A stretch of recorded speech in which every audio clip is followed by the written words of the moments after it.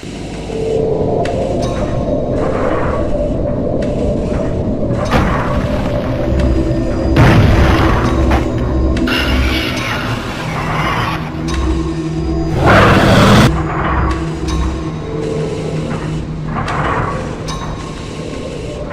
sierra.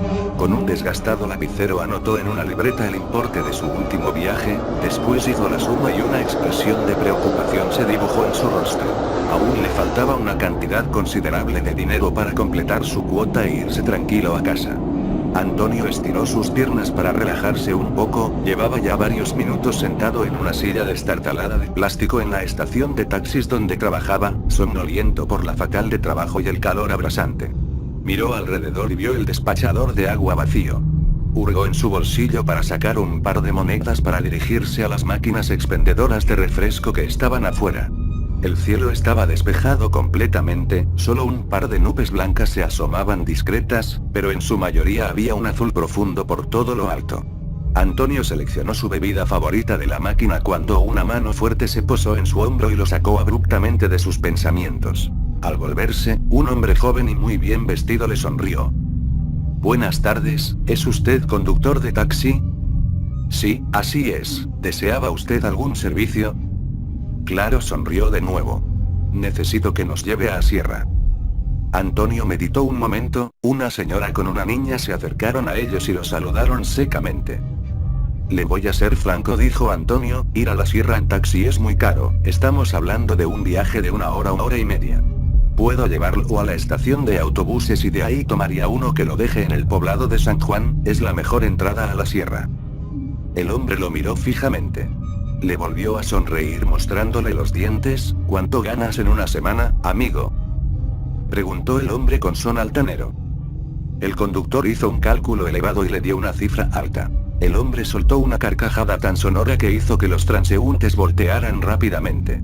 Se buscó dentro de la chaqueta, sacando un fajo de billetes muy grande para ponérselo en las manos a Antonio. Esto es más de lo que ganarías en un mes, le dijo con suficiencia, solo te pido que me lleves ahí antes de que se meta el sol, tengo mucha prisa. En la mente de Antonio había confusión, no sabía si aquello era un golpe de buena suerte o algo muy extraño estaba pasando. La verdad era que quería declinar la oferta, pero ese dinero extra solucionaría algunos de sus problemas financieros, sin mencionar que le daría más tiempo para pasar con su familia. Aceptó y fue por su taxi para que la familia se subiera. La mujer y la niña, que supuso que eran esposa e hija del hombre, tenían facciones muy finas, blancas y de cabello negro, pero había en su mirada un cierto destello de desconfianza que llamó la atención de Antonio por el retrovisor. El hombre notó esto y comenzó a hablar mientras se dirigían a la carretera. Soy profesor de la universidad, explicó, voy con unos colegas a ver los resultados de un estudio que realizamos en la sierra. Antonio le preguntó su nombre y él solo le respondió que era Martín. Mientras el auto recorría la carretera, el clima fue cambiando. Pronto se volvió cada vez más fresco y unas nubes oscuras tapizaron todo el cielo anunciando que una tormenta fuerte se avecinaba. Aquello fue muy extraño, pues minutos antes no había ni atisbo de lluvia. De vez en cuando, intercambiaban palabras, pero la mayoría del viaje permanecieron callados mirando el impresionante paisaje natural lleno de contrastes verduzcos que se extendían por pastizales extensos. Sin embargo, había una tensión implícita en el ambiente que provocaba una inquietud casi palpable. Antonio notó que el hombre llevaba un extraño anillo en el dedo anular de la mano izquierda, era de oro y tenía grabado unos símbolos extraños que él nunca había visto antes, solo distinguió una calavera justo en el centro. Cuando al fin el pueblo de San Juan se divisó a la distancia, el conductor sintió un alivio tremendo, pues la verdad era que rezaba para que esto terminara pronto. Las calles de San Juan eran angostas y apenas cabía un vehículo en muchas de ellas. Había casas pintorescas repartidas por largas cuadras con colores vivos de diseños antiguos pero muy hermosos. Parecía un lugar agradable y tranquilo, que te daba la sensación de haber vuelto unos años en el tiempo. En la plaza principal, una iglesia de piedra caliza se erguía imponente como el edificio más alto del poblado. Varias personas que estaban sentadas en las bancas de la plaza los miraron con mucha curiosidad, pero ellos siguieron de largo hasta llegar al camino que los llevaba al primer descanso, donde se situaba el sendero por el cual se accedía a la sierra. Esperen aquí, le ordenó Martín a su mujer y a su hija, no tardo. Necesito que me esperen aquí mientras termino mi trabajo, se dirigió ahora a Antonio. No me demoro nada. Diciendo esto, Martín salió del auto. Para sorpresa de Antonio, al otro lado del descanso había vehículos elegantes estacionados y un grupo de hombres bien vestidos como su cliente.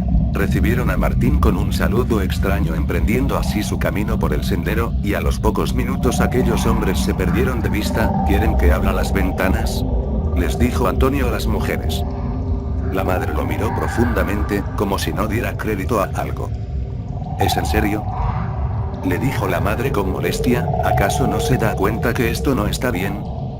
Señora, respondió Antonio, perplejo, si ese hombre la ha arañado a usted o a su hija, la llevo a la policía.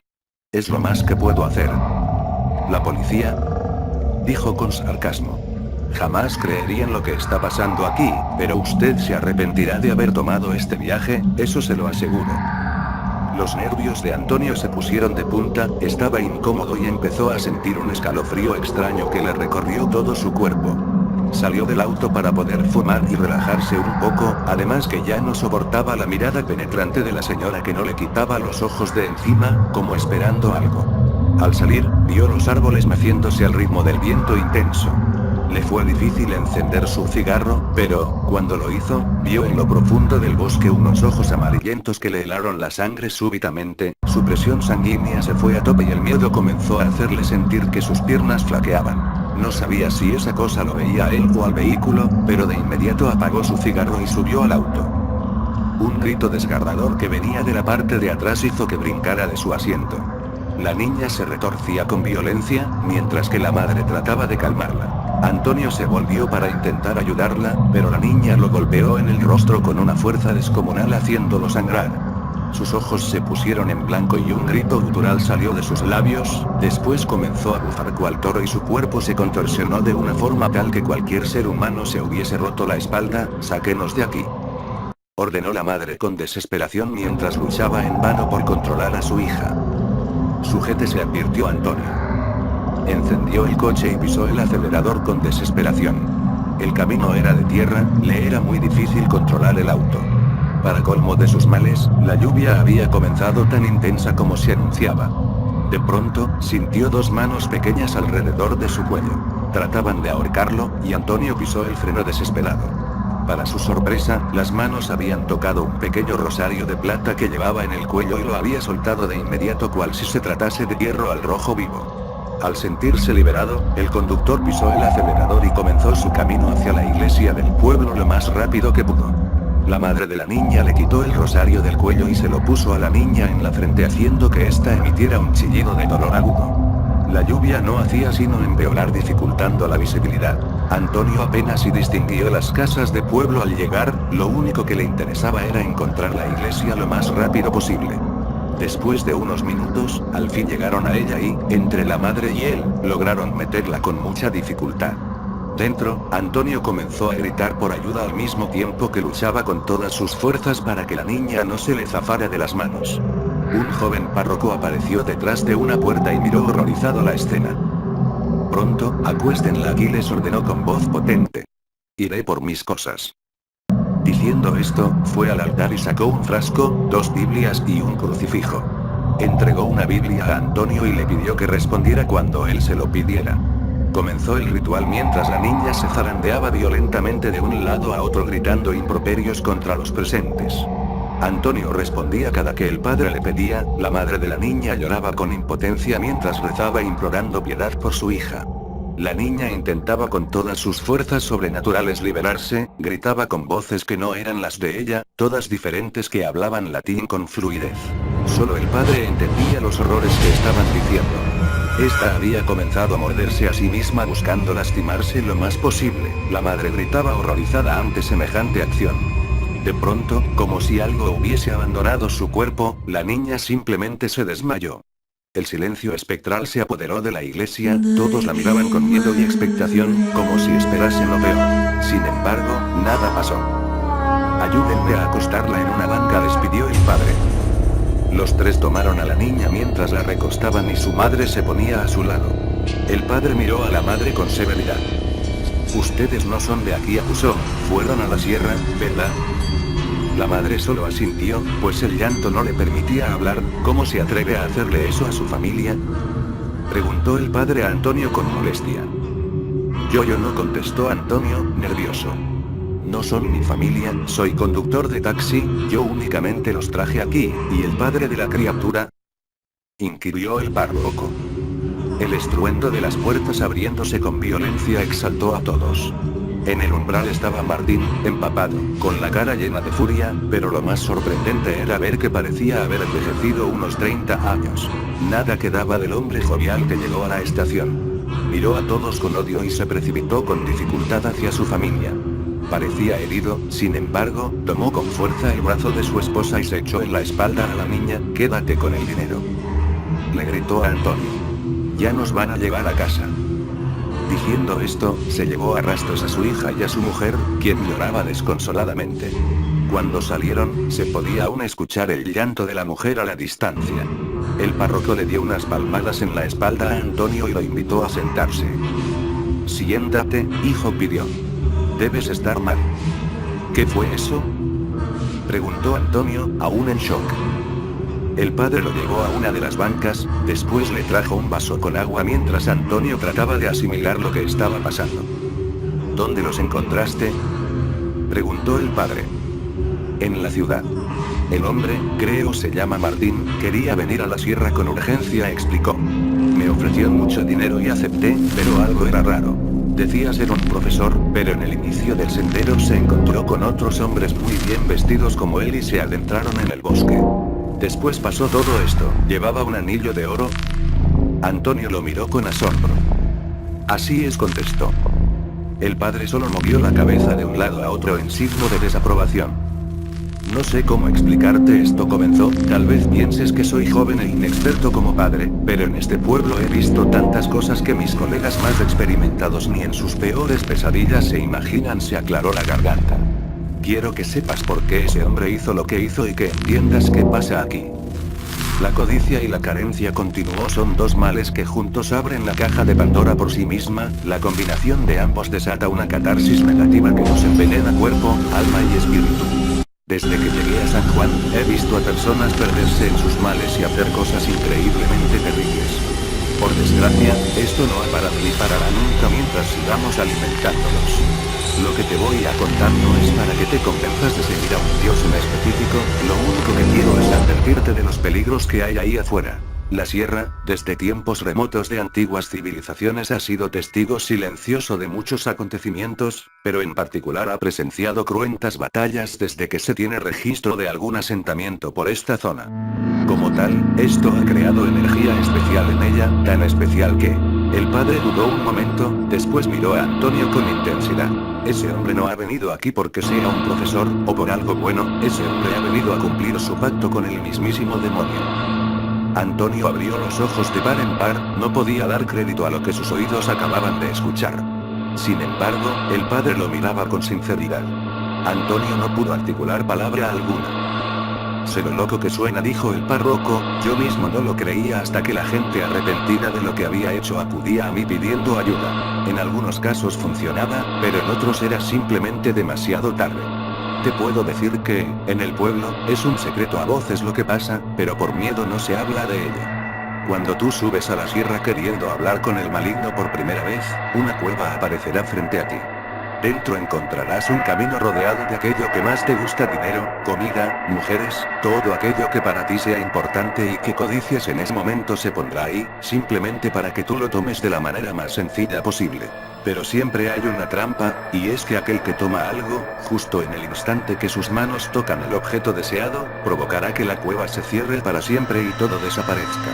Quedará encerrado en completa oscuridad hasta que se acabe su cordura y muera lo más lento posible envuelto en miseria. Si resistes la tentación, llegarás a un altar, donde el maligno estará sentado en un trono de piel y sangre dispuesto a concederte hasta el más bajo de tus deseos, pero con una condición. Las velas que iluminaban la iglesia comenzaron a titilar de manera constante y violenta.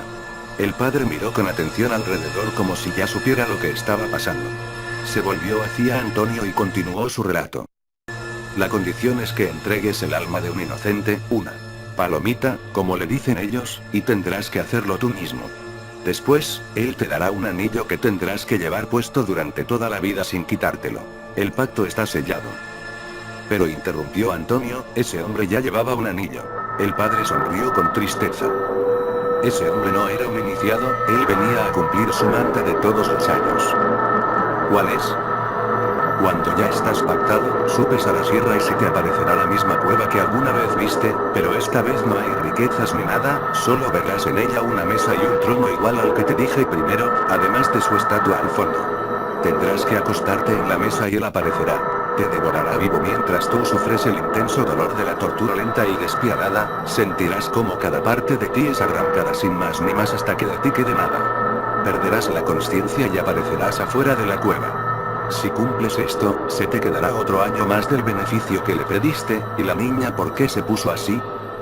Porque a veces ese sufrimiento para él no basta, quiere más, se alimenta del miedo y el dolor.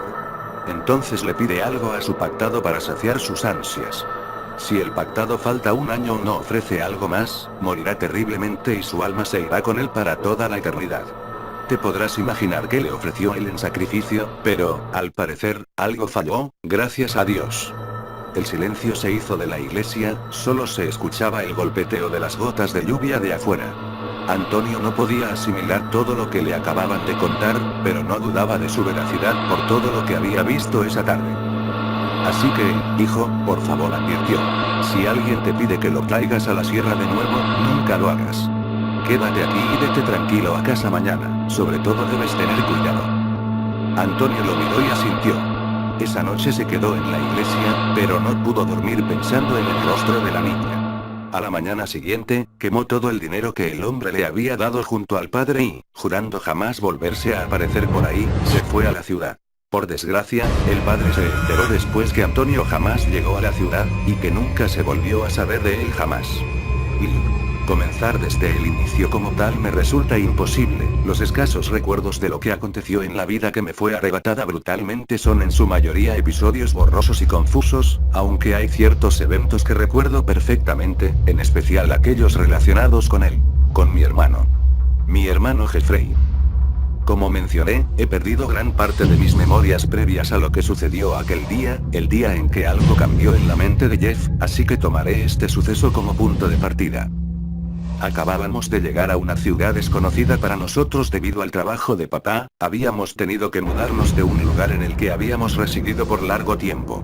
El cambio no me emocionó en absoluto, odiaba alejarme de lo que me era conocido y enfrentarme a quién sabe qué nuevas situaciones. Jeff también detestaba esto, en realidad, él aborrecía lo mismo que yo. A pesar de todo, algo que no he olvidado es el fuerte vínculo que en vida tuve con él.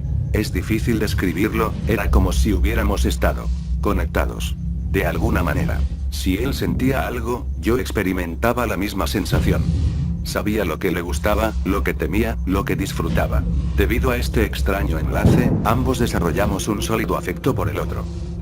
En fin, recién habíamos llegado al barrio cuando una vecina se acercó a nosotros, se presentó y nos invitó a la fiesta de cumpleaños de su pequeño hijo que tendría lugar ese fin de semana.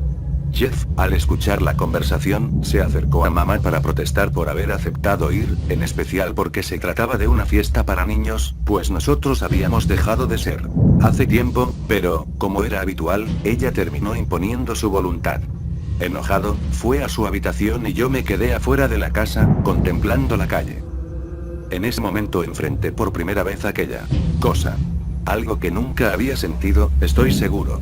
Se presentó como una breve punzada en el centro de mi pecho, como si me hubieran clavado un objeto puntiagudo, seguido por una sensación de quemazón que se expandió por mi tórax, tan intensa que parecía que me estaba quemando por dentro.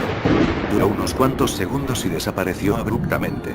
Continué sentado por unos instantes, recuperándome y preguntándome qué demonios había sido eso. Parecía haber sido una descarga de una enorme furia dentro de mí, como si hubiera experimentado tanto enojo al grado en que mi pecho, figuradamente, había ardido en ira. Decidí no tomarle mayor importancia y entré a la casa. Al día siguiente, nuestro primer día en la escuela. Me levanté e hice mis cosas como de costumbre. Fui al comedor y noté que Jeff estaba algo raro, pálido, con mal semblante y parecía que soportaba un malestar que lo aquejaba. No tenía buen aspecto, sin embargo, no mencioné nada acerca de esto y mis padres no lo notaron. Salimos de casa y fuimos a la parada de autobuses. Ni bien pasaron unos minutos cuando nos encontramos con los primeros problemas. Un chico en patineta saltó cerca de nosotros, tal vez como una muestra de autoridad. Y frenó. Se dio la media vuelta y se presentó. Se llamaba Randy, era el típico bravucón buscapleitos acompañado por su pandilla, dos chicos llamados Kate y Troy. Tendrían casi nuestra misma edad. Como buen rufián, Randy nos exigió pagar cierta cantidad por tomar el autobús, a lo cual me negué, por lo que tomó por la fuerza mi billetera. Quería evitar problemas, así que no hice nada para impedirlo, pero Jeff no pensaba lo mismo. A pesar de mis intentos por alejarlo, se acercó a los chicos y con tono amenazante exigió que me regresara la cartera. Randy no cedió, en cambio, sacó una navaja y la apuntó a Jeff. Estaba a punto de golpearlo para defender a mi hermano, pero algo inesperado sucedió. En un instante, Jeff había golpeado a Randy en la nariz y le había quitado el arma. En tanto, los otros dos buscaron herirlo. Él apuñaló a uno de ellos en el brazo y dejó a otro inconsciente con un golpe en el abdomen. Quedé pasmado con lo que estaba viendo. Una leve sensación de placer morboso que recorrió mi columna vertebral provocó que me estremeciera. Reaccioné y me acerqué a Jeff. Aunque parecía sorprendido por su accionar, sus ojos brillaban singularmente y sus labios formaban una casi imperceptible sonrisa. Estaba extasiado, observando la sangre de Troy en el pavimento. Lo llamé por su nombre y salió de aquel estado en tanto el autobús que habíamos estado esperando se acercaba. Sin pensarlo, ambos corrimos con todas nuestras fuerzas hasta que nos alejamos lo suficiente de la escena. Caminamos a la escuela sin decir palabra alguna, y cuando llegamos, nos separamos. No hablamos por lo que restó del día. Aquella actitud de mi hermano ocupó mi mente todo el tiempo. Jeff no era un tipo agresivo ni explosivo, cuando atacaba a alguien lo hacía por defenderse, pero esa vez fue de alguna manera diferente. No solo había acabado con esos tres en menos de 5 minutos, sino que, mientras los lastimaba, su cara reflejaba un gozo inmenso, una alegría enfermiza. Había disfrutado cada herida provocada y, sobre todo, la sangre que de ellas brotaba. Reprimí tales pensamientos, pero en el fondo sabía que era cierto. Yo mismo había sentido aquella ráfaga de placer al verlos tirados en el piso, sufriendo y lamentándose, había sentido el gozo que Jeff había experimentado. El solo hecho de imaginarme esto me provocó escalofríos. Decidí que hablaría con él en casa. Esa misma tarde, poco después de haber llegado del colegio, alguien llamó a la puerta. Yo estaba en la sala, así que pude asomarme para ver quién era, y encontré a mamá hablando con dos policías en la puerta. Sabía el motivo por el que venían igualmente, a quién se llevarían.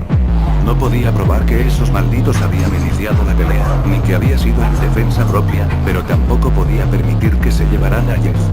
Por lo que había sucedido, le darían mínimo un año en la correccional, en donde se encontraría con alguien que lo haría enojar y desataría eso, que estaba latente en él. Solo necesitaba un incentivo para salir. No, eso no debía suceder, era mi hermano y estaba dispuesto a dar todo por su bienestar. Pensé desesperadamente qué hacer, cuando una vaga idea cruzó por mi mente. Corrí a la cocina, golpeé fuertemente mi abdomen contra la mesa hasta que algunas contusiones quedaron marcadas. Después agarré un cuchillo, me hice algunos cortes y los presioné para que la sangre coagulara rápido. Posteriormente, me dirigí a la entrada sin soltar el utensilio. Cuando llegué vi a Jeff con los demás confesando que había sido él quien había atacado a los chicos. Ese era el momento. Grité para llamar la atención y dije que yo había sido el que se había peleado, me levanté la playera para mostrar las heridas causadas por el enfrentamiento. Los oficiales se alertaron por el cuchillo que traía en mano y me pidieron que lo tirara, lo cual hice y me acerqué a ellos. En tanto, Jeff, con lágrimas en los ojos, vociferaba que él había sido el culpable, lo repetía con desesperación y frustración, en un vano intento por liberarme. Antes de salir de casa, le dije que no era necesario que ocultara la verdad. Un policía me escoltó a la patrulla y lo último que vi antes de que ésta arrancara fue a mi hermano llorando inconsolablemente en compañía de mi madre, gritando que él era el responsable. Por más que intenté permanecer impasible, no pude evitar que algunas lágrimas se escaparan de mis ojos. Aunque solo estuve recluido por unos cuantos días, me pareció haber ido una eternidad. El primer y segundo días, varios me acorralaron y me propinaron 2 golpizas. La primera como recibimiento y la segunda como un regalo de Randy, quien al parecer tenía muchos amigos ahí. Entonces llegó el sábado. Recordé que una vecina tendría una fiesta esa tarde y me alegré de que mi familia se distrajera un poco del asunto, aunque seguía preocupado por Jeff. Rogaba porque nada lo perturbara. En esto estaba cuando uno de los amigos de Randy, acompañado por otros 3 matones, se acercaron a donde estaba sentado. Volteé la mirada, estaba harto de ellos. ¿Qué? ¿No te alegra vernos? Después de todo, creo que podríamos ser amigos, me dijo mientras reían sus compañeros. ¿Qué mierda quieren? ¿No han tenido bastante? Respondí exasperado. Tranquilo, hoy no te golpearemos. Queremos que cooperes, recibiremos un cargamento especial. Y necesitamos un chivo expiatorio. Antes de que terminara de explicar el asunto, lo interrumpí. No lo haré, no me importa qué sea o para qué. Estoy harto de ustedes y será mejor que se larguen antes de que me hagan enojar. Ante mi respuesta, me agarró de la playera y me levantó hasta encararme. Quité sus manos de mí y lo empujé, los otros 3 se acercaron y me rodearon. Mira estúpido, cooperarás con nosotros por la buena o por la mala, si te niegas te haremos tantas cosas que desearás haber sido abortado o haber dejado que tu hermano viviera en tu lugar, al cabo es él quien debería estar aquí. Aquella amenaza continuada con risas descaradas, más que amedrentarme, hizo que mis ánimos se encendieran. No dejaría que esos bastardos se burlaran de Jeff, por lo que, sin pensar, me abalancé contra el que había hablado y comencé a golpearlo fuertemente en la cara sin darle oportunidad para defenderse. Los otros 3 me quitaron de encima y me patearon entre todos. Al cabo de un rato, 2 me levantaron y me sostuvieron de los hombros, el que había golpeado previamente se acercó. Tenía el labio y la ceja partidos y sangraba por la nariz. Me pregunté qué le parecería eso a Jeff. Comenzó a soltarme puñetazos en la cara repetidas veces hasta que, debilitado, caí de rodillas al borde del desmayo. Se inclinó hacia donde estaba y jaló mi cabello para ver mi cara. Entonces sacó algo de su bolsillo, un objeto que ya había visto antes. Acercó la navaja a mi cara y la pasó suavemente por mis mejillas, amenazando con dejarme marcado. Sabía que tenía que hacer algo para defenderme, pero los golpes me habían debilitado y no podía pensar claramente. Entonces sucedió. Esa sensación regresó con más fuerza y se expandió más rápido. Mi pecho dolía tanto que no me importó lo que ellos pudieran hacer. Bajé la cabeza, apretando los ojos y mordiéndome el labio para no gritar, pero llegó un punto en el que no pude soportar más y solté un alarido, lo que provocó que él retrocediera un poco, sorprendido. Volví a ponerme de pie con movimientos trémulos. Me costaba trabajo respirar y mi cuerpo temblaba como si hubiera estado a punto de convulsionarse. Los que estaban sosteniéndome comenzaron a preocuparse. Creo que en serio está mal Jay, si algo le pasa van a culparnos, dijo uno de ellos. Tonterías. Este imbécil solo está fingiendo porque sabe lo que le espera. Vamos, levántenlo para terminar con esto. Jay acercó la punta del arma a uno de mis ojos, pero antes de que pudiera hacer algo, le solté una patada en los genitales. En ese momento, la cosa dentro de mi pecho había explotado. Con la misma velocidad, pisé fuertemente a uno de los que me sostenía y golpeé con la cabeza al otro, destrozándole la nariz. El que quedaba estaba pasmado, y para cuando reaccionó, ya lo había golpeado en la mandíbula, dejándolo noqueado. En este punto, había varios reclusos alrededor alentándome por el repentino contraataque. Jay se había medio recuperado del golpe y, junto con el otro que no había lastimado, se lanzaron contra mí con navaja en mano. Golpeé a uno para alejarlo unos instantes, en tanto que el otro aprovechó para hacerme un corte en el pecho. Con furia, lo golpeé en la cara mientras él daba navajazos al aire. Logré tirarlo, le pisé la mano hasta quebrársela, soltó el arma y le pateé la cabeza. El otro aprovechó para agarrarme el cuello por atrás y comenzó a estrangularme. Como pude, le asesté un golpe con el codo en el tórax, lo cual hizo que cediera. Me quité sus manos y le solté puñetazos en el abdomen hasta que cayó al suelo. Al ver su cara, noté que era Jay. Recogí el arma y me acerqué a él. Por un momento sentí la necesidad de acabar con su vida, y estaba por hacerlo, cuando me di cuenta de la realidad. No debía, pues yo no era un asesino. Enterré la navaja en el suelo. Repentinamente, una horrible sensación me invadió. Sentía que me estaba quemando, no como antes, ahora estaba realmente sintiendo al fuego abrasando mi piel. Esto era totalmente intolerable, caí de espaldas y comencé a revolcarme por el piso ante la mirada atónita de todos. Gritaba con tanta fuerza, al grado que el sonido lastimaba mis tímpanos. Mis ojos se presionaban contra las cuencas, como si hubieran estado a punto de explotar. Mi piel ardía tanto que en un momento comencé a rasgar mi cuerpo, en un desquiciado intento por arrancármela. Cada vez que abría mi boca, parecía que el fuego se expandía a mis entrañas, quemando todo lo que encontraba a su paso. Mis nervios no podían soportar más, me desmayé en medio de marejadas de dolor. Desperté en la enfermería de la correccional, tenía la cabeza y el torso vendados. En ese instante el director del centro se acercó, acompañado por una enfermera y el doctor. «Qué bueno que despertaste. Tenemos muy buenas noticias para ti», me dijo. «Señor director», yo respondí, pero él me interrumpió. «Oh, no digas nada, primero escucha.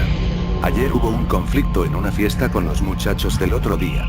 Debido a esto y a numerosos testigos que vieron lo que sucedió, se determinó que las agresiones pasadas fueron en defensa propia. Por tanto, se te concedió tu libertad. En unos momentos vendrán tus padres a recogerte». Sus palabras, más que alegrarme, me preocuparon. Si había ocurrido ayer en una fiesta, significaba que mi hermano había estado involucrado. Y lo que había experimentado en el patio. Mi hermano. ¿Qué pasó con él? ¿Dónde está? ¿Cómo está? ¿Qué es lo que sabe? ¿Qué? Inquirí con desesperación sosteniéndolo por los hombros. Tranquilízate. Tu hermano confrontó a los 3 delincuentes y afortunadamente sobrevivió a sus ataques. Sin embargo, sufrió varias heridas. Se encuentra hospitalizado. Seguramente podrás verlo después de salir de aquí. Recuperé la calma al escuchar esto y volví a recostarme. Antes de irse, el director me dirigió unas últimas palabras. Y con respecto a lo ocurrido ayer, debes estar tranquilo. Sabemos que fuiste una víctima y tuviste que defenderte. Eres un buen chico.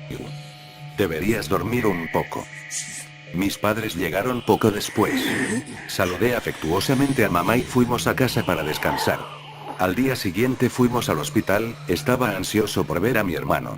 Quedé sorprendido al verlo en la habitación, se encontraba completamente vendado e inmovilizado, solo sus ojos podían verse debajo de esa montaña de yeso. Me acerqué a él y solté una lágrima de coraje al ver lo que esos bastardos le habían hecho, aunque sabía que habían recibido un merecido castigo. Los ojos de Jeff se movieron hacia donde estaba, como saludándome. Con cautela, lo abracé y le dije que lo había extrañado. Por primera vez desde que habíamos llegado, sentí un poco de serenidad. Las siguientes semanas transcurrieron con normalidad, visitaba a Jeff después de la escuela y me quedaba casi toda la tarde con él. A veces me preguntaba qué tan grave había sido el daño a su rostro para haber sido vendado de esa manera. Aunque este pensamiento me atemorizaba, tenía la esperanza de que las cosas salieran bien. Cuando por fin llegó el gran y fatídico día, no sabía qué pensar. Tenía curiosidad por ver el rostro de mi hermano, pero temía que no hubiera un buen resultado, me torturaba pensar en su reacción al verlo. Estando todos reunidos en el hospital, el doctor procedió a retirar el vendaje. Por cada vuelta, un sentimiento de angustia se apoderaba de mí. Cuando quedó la última capa de vendas, pude ver tenuemente el resultado, el cual me dejó atónito. Esa cara y rostro de mi hermano había transmutado terriblemente, no podía reconocer facciones familiares en él, ni siquiera rasgos humanos. Su piel era de un blanco brillante, como si el cráneo hubiera estado expuesto. Sus labios, descargados de un color rojo oscuro, parecían estar impregnados de sangre seca. El cabello, que antes había sido largo y castaño, era una maraña de hebras negruzcas. De su nariz no quedaba más que un poco de cartílago. Sus ojos eran lo único que parecía estar en normalidad, aunque un brillo peculiar radiaba de ellos. Mamá soltó un pequeño grito de horror, papá y yo quedamos pasmados. Al ver nuestra reacción, Jeff corrió al baño para observar su nuevo rostro en el espejo. Lo seguí y me quedé en la puerta. Tardó unos momentos en asimilar la situación y después se llevó la mano a la cara. No sabía qué hacer o decir, no quería causarle más dolor. Jeff, por fin me atreví a hablar. No está tan mal. Fue lo único que se me ocurrió, pero su reacción no fue precisamente lo que yo esperaba, no está tan mal. Es perfecto. Una gran sonrisa, propia de un maníaco, emergió de su deforme rostro. Volvió a verme por unos instantes y noté una vez más esa extraña luz en sus ojos. Es jodidamente perfecto, mírame. Combina a la perfección conmigo. Volvió su vista al espejo. tan blanco como la muerte. Soltó una carcajada desquiciada mientras se acariciaba las mejillas. Salió del baño aún riendo. «Soy hermoso, ¿no?», dijo al ver a mis padres, por lo que mamá comenzó a preocuparse. «Doctor, ¿es normal este comportamiento?», mamá preguntó. «Es habitual en pacientes que sufrieron lesiones de esta magnitud. Le recetaré unos sedantes para que pueda descansar, hoy y mañana puede traerlo para comenzar el tratamiento». Aquella respuesta tranquilizó a mis padres, aunque yo no creía que una simple terapia pudiera ayudar. Nos dirigimos a la recepción por su ropa. Era una sudadera blanca y un pantalón negro. Se vistió y fuimos directo a casa. Jeff continuó riendo por lo bajo todo el camino, de vez en cuando volteaba a verlo de reojo, pero un miedo enorme me invadía al mirarlo. Al llegar a casa, fui directo a mi habitación. Me acosté y pensé en lo que había pasado. Dudaba que esa actitud rara de Jeffrey fuera producto del trauma que había sufrido, no comprendía por qué yo no sentía esa euforía que lo invadía, era como si una barrera hubiera sido interpuesta entre nosotros después del incidente. Aunque estaba seguro de algo, el de allá afuera no era mi hermano. Eso oculto en su mente había sido liberado el día de la fiesta. La sensación que yo percibí como un punzante dolor en el pecho, quizá era para él un sentimiento de poder y dominio, una necesidad por destruir lo que pudiera. Y lo disfrutaba más que nada. Algo siniestro había crecido debajo de ese rostro quemado y descarnado, algo que nadie podría detener aunque creí que aún podía hacer algo. Tal vez no era demasiado tarde como para ayudarlo, quizás si hablaba con él lo haría reaccionar. Tenía la esperanza de que guardara un poco del cariño que alguna vez nos tuvimos. Pensando en la charla que tendríamos al día siguiente, me quedé dormido. Un ruido me despertó en la madrugada, me incorporé para escuchar de dónde había provenido. Silencio. Decidí volver a dormir. Cuando comenzaba a dormitar, tuve la sensación de que estaba siendo observado. Dudé en abrir los ojos, pues temía lo que encontraría al otro lado de mis párpados, pero tenía que hacerlo. La tenue luz de la luna que entraba por la ventana me reveló lo que tanto había temido. Dos fulgentes, grandes ojos negros me miraban fijamente, las manchas oscuras alrededor de las cuencas indicaban que los párpados superiores habían sido quemados. Abundante sangre escurría por ambas mejillas debido a un corte en ambas y confluía en los labios, pintándolos de un rojo brillante. Las heridas formaban una sonrisa macabra en la cara. Antes de que pudiera siquiera pensar, una mano me tapó la boca y presionó con gran fuerza, impidiendo el movimiento de mi cabeza. No terminaba de comprender lo que ocurría, cuando vi un objeto al lado. Un cuchillo cubierto de sangre se elevaba por encima de mi pecho. Instintivamente, comencé a soltar golpes y a moverme con desesperación, en un intento por liberarme. Todo era en vano, quien me estaba sosteniendo poseía una asombrosa fuerza. Miré los ojos del atacante y los reconocí inmediatamente. Intenté hacerlo reaccionar, traté de gritar su nombre para que recordara mi voz, pero todo era inútil. Él solo reía. Continué luchando por soltarme hasta que dijo la última frase que escucharía en mi vida. SHHHHH. Ve a dormir. En ese momento clavó la hoja del cuchillo en mi estómago, provocándome un dolor inmenso. Sentí como la sangre recorría el esófago hasta llegar a mi boca, casi ahogándome, pues Jeff no me soltaba la cara. Elevó nuevamente el arma y, entre carcajadas frenéticas, la hundió en un costado de mi pecho. Deslizó el cuchillo por mi tórax hasta que quedó una abertura de considerable tamaño, su objetivo era mi corazón.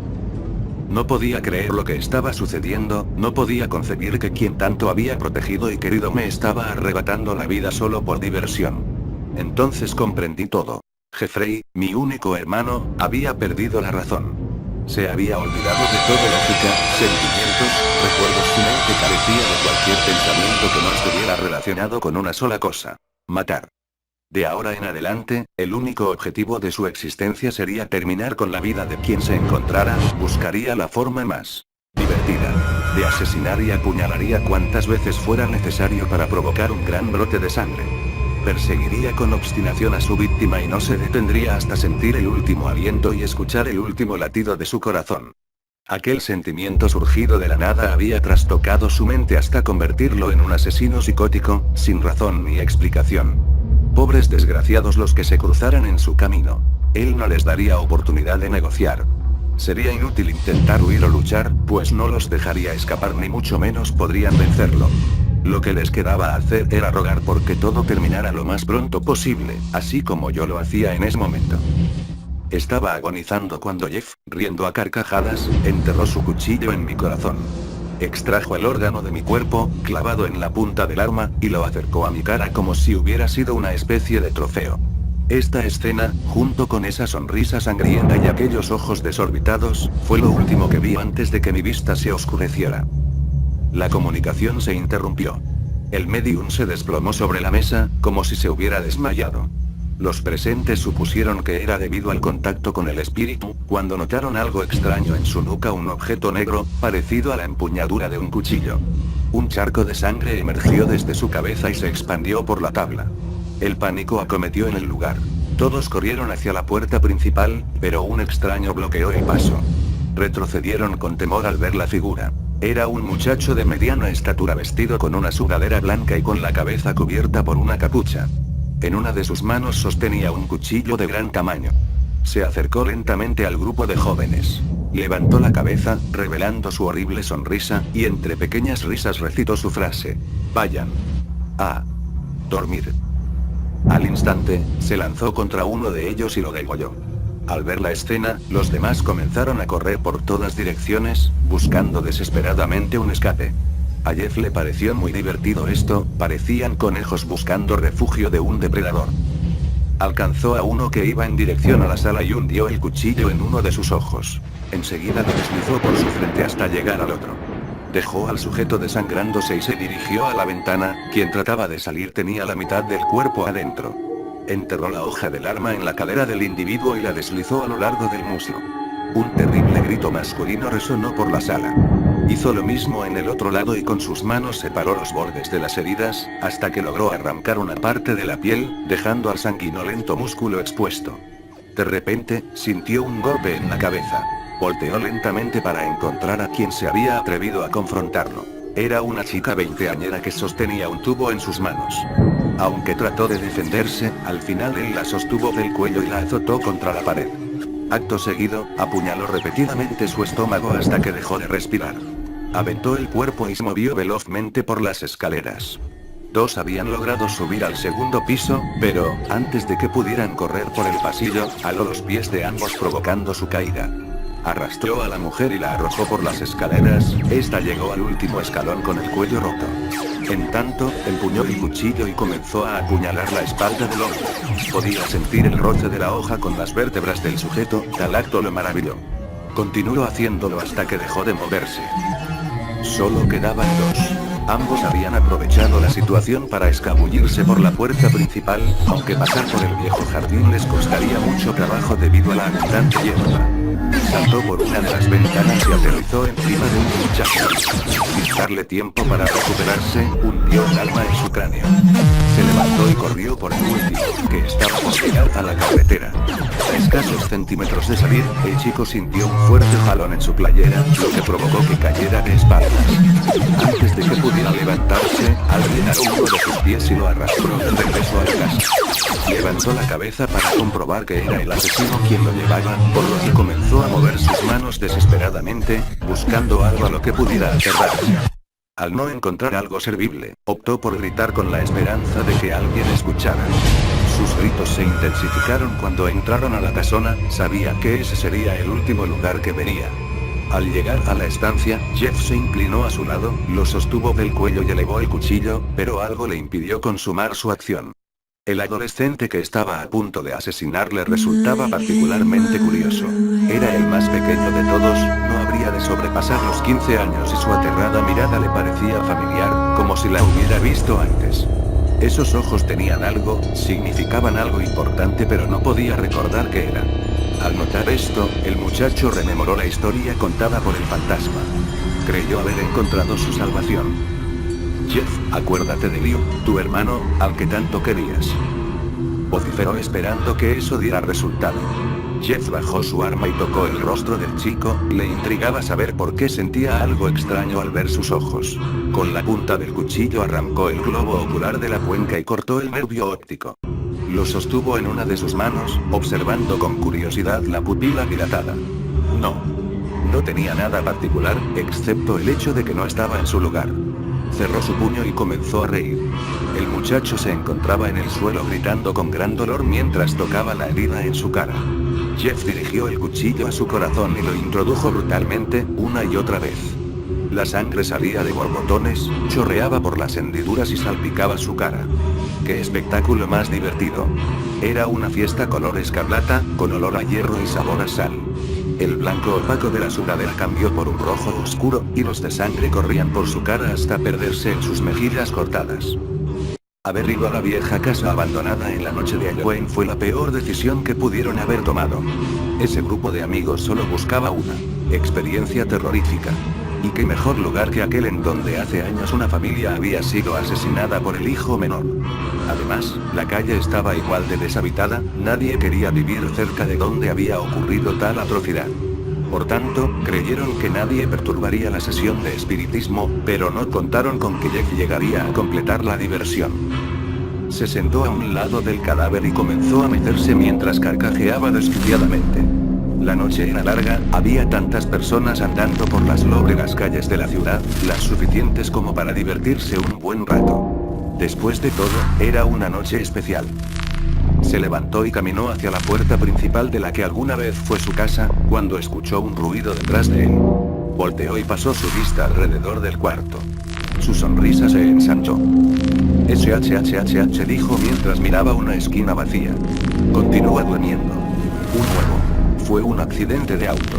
Nada particularmente destacable, pero fatal sin duda. Dejaste a una esposa y 2 hijos. Los paramédicos hicieron su mejor esfuerzo por traerte de vuelta, pero no había nada que hacer. Tu cuerpo estaba completamente destrozado. Fue mejor así, ¿qué? Y entonces me viste. ¿Qué ocurrió? Me preguntaste, ¿dónde estoy? Moriste, te dije de una vez. No hay por qué andar con rodeos. Había un camión, y se estaba saliendo del camino. Un choque. Morí. Pero no te sientas mal por eso. Todos mueren. Miraste alrededor. No había nada, solo tú y yo. ¿Qué es este lugar? Me preguntaste, ¿es lo que hay después de la vida? Más o menos te respondí, ¿eres Dios? Sí, lo soy, te dije, para tu estupefacción. Mis hijos. Mi esposa. ¿Qué con ellos? ¿Estarán bien? Me gusta eso. Apenas moriste y tu mayor preocupación es tu familia. Eso es bueno. Me miraste fascinado. Para ti no me veía como Dios, me veía como cualquier hombre. Alguna vaga figura de autoridad. Más un profesor de gramática que el Todopoderoso. No te preocupes, te dije, estarán bien. Tus hijos te recordarán como alguien perfecto en todos los sentidos. No tuvieron tiempo para guardarte algún rencor. Tu esposa se lamentará en público, pero secretamente sintiéndose aliviada. Para ser sincero, tu matrimonio estaba desmoronándose. Si te sirve de consuelo, se sentirá muy culpable por sentirse aliviada. Ah, entonces, ¿qué pasa ahora? ¿Podré ir al cielo o al infierno o algo así? A ninguno. Reencarnarás. Vaya, murmuraste, los hindúes tenían razón. Todas las religiones tienen razón a su manera. Ven conmigo. Seguiste preguntando mientras paseábamos por el vacío, ¿dónde vamos? A ningún lugar en particular.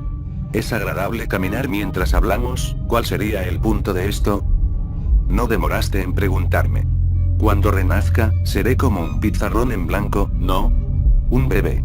Y así toda mi experiencia y lo que hice en esta vida no importará.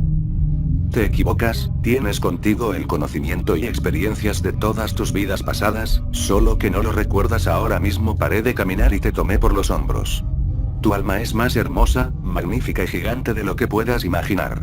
Una mente humana puede contener apenas una fracción de lo que eres. Es como meter tu dedo en un vaso de agua para ver si está caliente o frío. Pones una pequeña parte de ti en el vidrio, y cuando lo quitas, consigues toda la experiencia que tenía. Has sido un humano por los últimos 34 años, en estos instantes no puedes sentir el resto de tu inmensa conciencia. Pero si nos quedáramos aquí por más tiempo, comenzarías a recordar todo. Claro que no tendría sentido hacer eso entre cada vida. Supongo que habré reencarnado infinidad de veces. Oh sí, muchas veces, y en muchas vidas distintas. Esta vez reencarnarás en una campesina china del año 540 DC. ¿No? ¿Qué? Tartamudeaste, ¿me enviarás al pasado? Pues, técnicamente. El tiempo, como lo conoces, solo existe en tu universo. Las cosas son diferentes de dónde vengo, de dónde vienes. Curioseaste, oh claro. Te empecé a explicar. Vengo de algún lugar. Un lugar distinto a este. Donde hay otros como yo. Sé que querrás saber cómo es ahí, pero sinceramente no entenderías. Estabas algo decepcionado.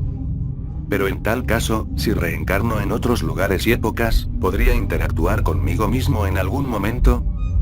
Seguro. Ocurre todo el tiempo. Con ambas vidas solo preocupadas de su propia existencia, nunca te percatas de ello. ¿Cuál sería el punto?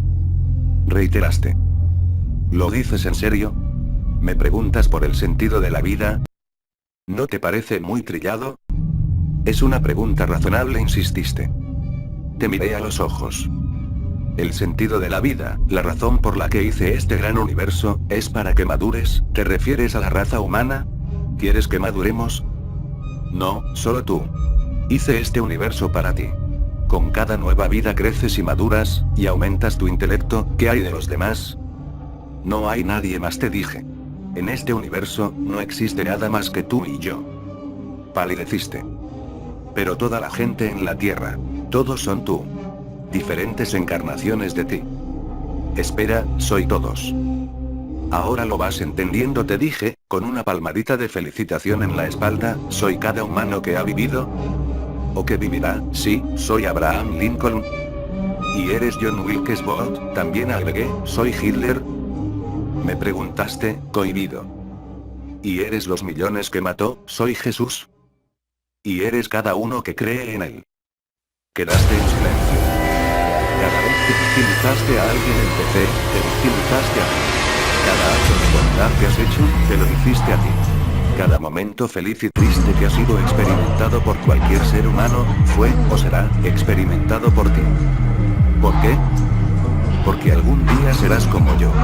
Porque eso es lo que eres, uno de mi clase. Eres mi hijo. Vaya, me dijiste incrédulo, ¿quieres decir que soy un dios?